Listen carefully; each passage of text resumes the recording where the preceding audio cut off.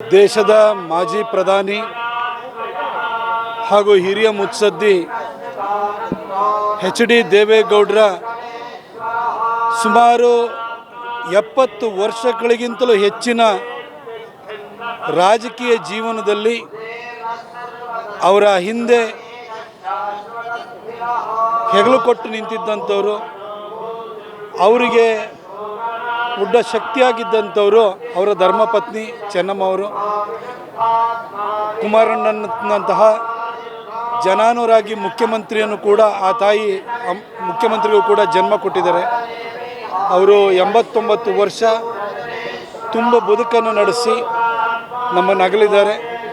ಅವರು ತೀರ್ಕೊಂಡಾಗ ಬೆಂಗಳೂರಿಗೆ ಹೋಗಿ ಅಂತಿಮ ನಮನ ಸಲ್ಲಿಸಿದ್ದೆ. ಇವತ್ತು ಇಲ್ಲಿ ಹೊಳೆನರಸೀಪುರದಲ್ಲಿ ಅವರ ಅಂತ್ಯ ಸಂಸ್ಕಾರ ಆಗಿದೆ. ಹಾಗಾಗಿ ಮತ್ತೊಂದು ಸರಿ ಬರೋಣ ಅಂತ ಹೇಳಿ ಬಂದೆ. ಯಾಕೆಂದರೆ ನಾನು ಅವ್ರ ಮನೆಗೆ ಹೋದಾಗ ನನಗೂ ತುತ್ತು ಅನ್ನ ಹಾಕಿದ್ದಾರೆ. ಅವ್ರ ಮನೆಗೆ ಹೋದಾಗ ಪ್ರೀತಿಯಿಂದ ಊಟನ ಬಡಿಸಿದ್ದಾರೆ, ಚೆನ್ನಾಗಿ ನೋಡ್ಕೊಂಡಿದ್ದಾರೆ. ಹಾಗಾಗಿ ಆ ಕೃತಜ್ಞತೆಯಿಂದ ಹಾಗೂ ಈ ಭಾಗದಲ್ಲಿ ಒಂದು ರೀತಿ ಎಲ್ಲರಿಗೂ ತಾಯಿ ಥರ ಇದ್ದಂಥವ್ರು ಅವರು.